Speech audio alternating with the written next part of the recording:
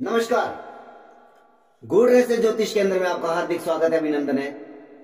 प्रिय बंधुओं, आप सभी का हार्दिक धन्यवाद जिन्होंने कि मेरे इस YouTube चैनल को सब्सक्राइब किया, शेयर किया, उसमें कमेंट छोड़े।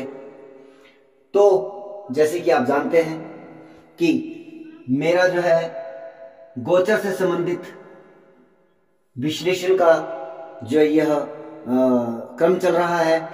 आज बारी है मकर लगन की, मकर राशि की, और यह नल नाम की संवत्सर 2 अप्रैल 2022 से 23 अप्रैल 2023 तक का विश्लेषण रहेगा। वर्ष भर में आपके लिए क्या कुछ संदेश ये नया साल लेकर के आया है और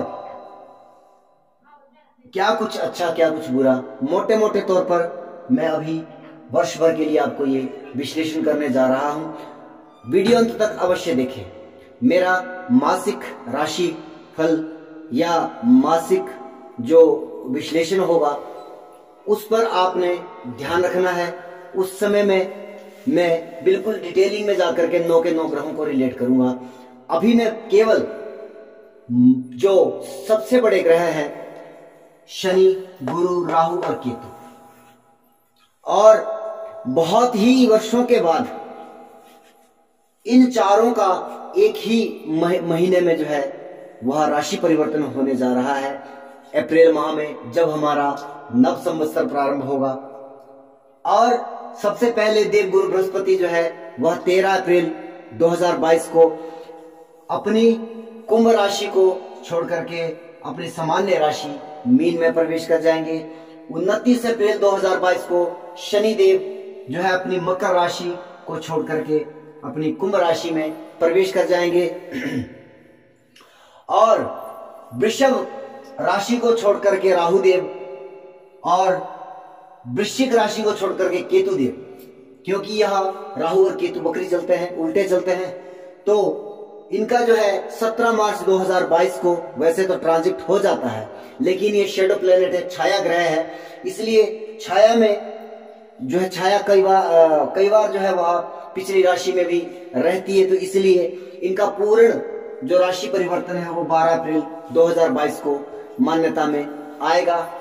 तो ये 4 महाग्रह अपनी राशि बदलने जा रहे हैं, और इन चारों राशियों का इस नए साल में अनेक प्रकार के जो इवेंट है वो आपके जीवन में और क्या कुछ मकर राशि मकर लगन के लिए लेकर के आ रहा है, तो आइए उस पर चर्चा करते हैं।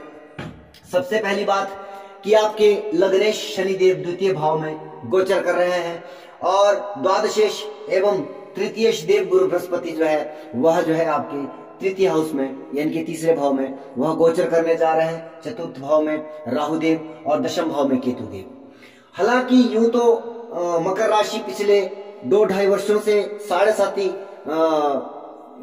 के उससे दौर से गुजर रही है, और यह 2025 तक जो है यह कार्यक्रम लगभग आपके ऊपर बना हुआ है। अभी केवल शनि का गोचर 29 अप्रैल 2022 से 12 जुलाई 2022 तक का ही है। उसके बाद वापस वक्री अवस्था में जो है वह मकर में आ जाएंगे, और जो कुंभ धनु राशि है, धनु लगन के जो धनु राशि के जो जातक है उनकी 7.5 फिर से प्रारंभ हो जाएगी, लेकिन मकर राशि की 2025 के बाद जो है वह 7.5 समाप्त होगी। मेरा अभी विशेष 7.5 के ऊपर यह वीडियो नहीं है, मैं मोटे तौर पर आपके जीवन में क्या कुछ अच्छा क्या कुछ बुरा इवेंट हो सकता है उसके विषय में है। तो प्रारंभ करते हैं, वीडियो अंत तक जरूर देखें। दूसरे भाव से शनिदेव, धन भाव से कुटुंब परिवार से, और कहीं ना कहीं कुछ ना कुछ अच्छा संदेश यहां पर प्राप्त हो रहा है। आपके कुटुंब परिवार से आपके लग्नेश का गोचर हो रहा है, लेकिन जो है सबसे मेन जो बात निकल के आ रही है इस वर्ष में कि इनकी जो है 10वीं दृष्टि आपके लाभ भाव पर पड़ रही है, और देवगुरु बृहस्पति की 9वीं दृष्टि जो आपके लाभ भाव पर पड़ने जा रही है और उसका पीरियड है 29 अप्रैल से लेकर 12 जुलाई 2022 तक का। और यहां पर यह एक बहुत सुंदर लाभ की परिस्थितियां निर्मित हो रही है।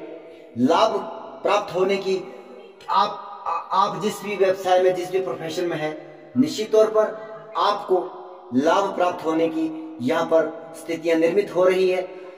और दूसरी जो बात है कि जब शनिदेव जो है वक्री अवस्था में मकर में आ जाएंगे 12 जुलाई 2022 से लेकर के 17 जनवरी 2023 तक जो है वह पुनः मकर में गोचर करेंगे और उसके बाद फिर से जो इनका कंटिन्यू जो गोचर है वह पूरे 2 वर्षों के लिए जो है यहां पर कुंभ राशि में होगा। लेकिन आपके सप्तम दृष्टि आपके सप्तम भाव पर, देवगुरु बृहस्पति की 5वीं दृष्टि आपके सप्तम भाव पर। और मैंने हर वीडियो में कहा है कि देवगुरु बृहस्पति जीव कारक है और शनिदेव वह कर्म के कारक है।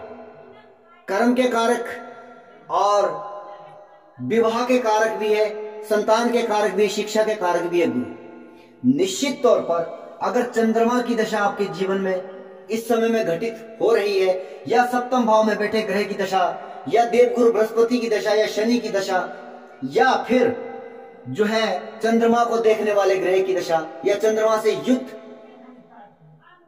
रहने वाले ग्रह की दशा अगर आपके जीवन में घटित हो रही है तो आप जो है निश्चित तौर पर अगर प्रयासरत है, आपने बहुत समय से प्रयास किया है, आपका विवाह नहीं हो रहा है, तो यह समय आपके लिए विवाह अवश्य ही होगा। मैं आपको दावे से इस बात को कहता हूं। अगर आपकी कुंडली, मैं जो कंडीशन बता रहा हूं वो फिलअप कर रही है, अगर चंद्रमा की दशा है, अगर देवगुरु की दशा है, अगर शनि की दशा है या चंद्रमा को देखने वाले ग्रह की दशा है या चंद्रमा के साथ बैठे हुए ग्रह की दशा या सप्तम भाव में बैठे ग्रह की दशा है, इनमें से किसी भी ग्रह की दशा अंतरदशा आपके जीवन में घटित हो रही है और आपकी कुंडली में भी योग है विवाह होने का, तो आप इस बात को 100% मान लीजिए। आप थोड़ा सा प्रयास करिए, आपका विवाह निश्चित तौर पर हो जाएगा, निश्चित तौर पर हो जाएगा। और उसके लिए 12 जुलाई से लेकर 1 जनवरी के बीच का समय रहेगा। इसलिए मेरा यह विशेष तौर पर यह वीडियो बनाने का ही एक मकसद है, क्योंकि कुछ लोग खोजते रहते हैं, ज्योतिष के पास जाते हैं कि हमारा कब सही समय आएगा, कब विवाह होगा, कब कौन सा कार्य कैसे। तो मैं राशि वाइज हर लग्नों के लिए कोई ना कोई इवेंट इस वर्ष, वैसे हर वर्ष किसी ना किसी राशि या लगन के लिए जो है कोई ना कोई इवेंट होता है और गोचर में तय होता है कि कर्म के कारक और देवगुरु बृहस्पति जीव कारक, क्योंकि बिना कर्म के कारक से यानी कि शनि देव के बिना कोई भी इवेंट निश्चित हो जाए इस बात की गारंटी नहीं है। कर्म का कारक है। मैं इस बात को मानने के लिए और दावे से इस बात को कहने के लिए तैयार हूं। कुछ लोग कहेंगे कि शनिदेव की दृष्टि जो है वो खतरनाक होती है, वैसे नेगेटिव हो सकता है, पॉजिटिव हो सकता है, वो सब कुछ अपनी जगह है।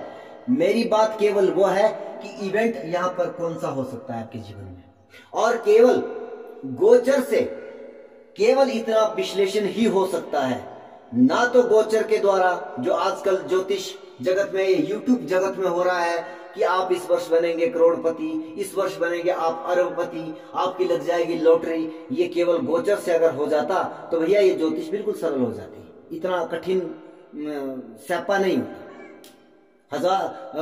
हजारों लाखों वर्षों तक हमारे ऋषि मुनियों ने इतना तप किया इस ज्योतिष विद्या को संग्रहित करने के लिए, हमें दिया है, और हमें भी 10-10, 15-15 साल से हम इस पे प्रैक्टिस कर रहे हैं, और केवल गोचर के द्वारा जो है आप करोड़पति और अरबपति बना रहे हो। भैया फिर तो ऐसी टेक्निक तो हमें भी सिखा दो। लेकिन मैं आपको जो कह रहा हूं, 1000 प्रॉमिस होने के बावजूद भी आपका विवाह नहीं हो रहा है, निश्चित तौर पर जो मैं कंडीशनें बताई है वो कंडीशनें अगर आपकी कुंडली में लागू हो रही है, उनकी दशाएं चल रही है, तो निश्चित मानिए आपका विवाह इस वर्ष जो है 12 जुलाई से और 17 जनवरी के बीच में होने जा रहा है।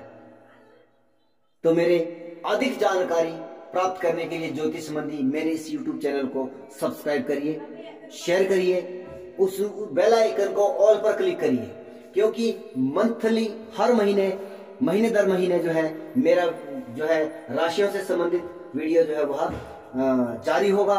आप तब तक जो है इसको जो है सब्सक्राइब करें। जय सिया राम।